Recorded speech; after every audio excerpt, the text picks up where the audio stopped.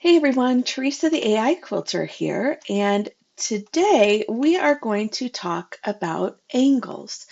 I received a great question in my DMs after someone watched a video about making a really large block. In the video, the person effortlessly pivoted their ruler back and forth without really explaining what was happening, and so I was asked if I could explain it, and I'm going to do my best. So let's start with some basics. First, we need to remember 360 degrees. Everything related to angles on our rulers and in general is based on the idea that a circle has 360 degrees. You go all the way around the circle, that's 360. If you cut that circle in half, you get 180 degrees. That's what we mean when we say something has reversed by 180 degrees. If you say I've done a full 360, that means you've gone back around to where you started.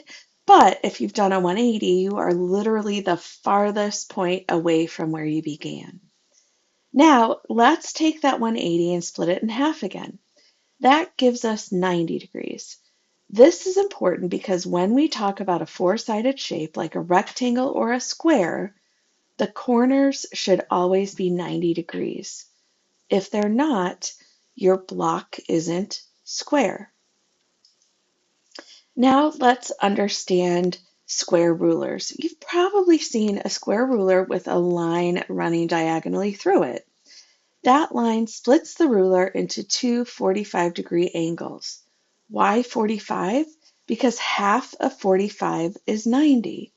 You see the upper half has 45 degrees and the bottom half has 45 degrees. But what happens if we extend that line and look at the angles around it? That's where we start to see reflections of angles. When one side is 45 degrees, the other side mirrors it at 45 degrees. If you keep extending, you get obtuse angles, wider, like 135 degrees, and acute angles, smaller, like 45 degrees. The whole thing should add up to 360 degrees. So, how does this relate to quilting?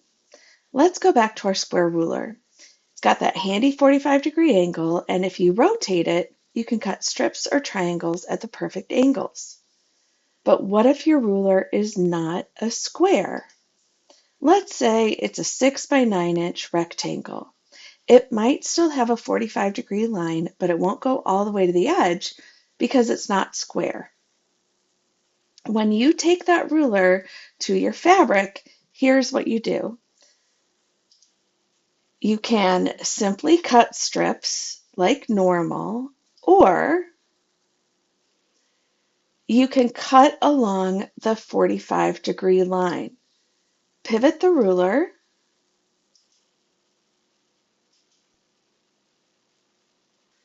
and now you have a number of reflected 45-degree angles to get you whatever you might like.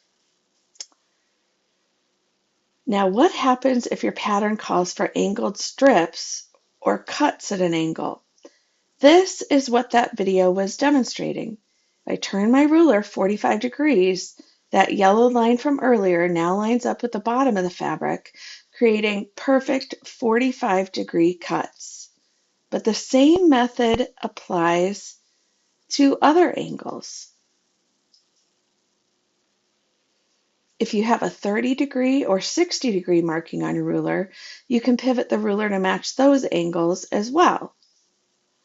These angles are often helpful for creating diamonds or other geometric shapes in quilting.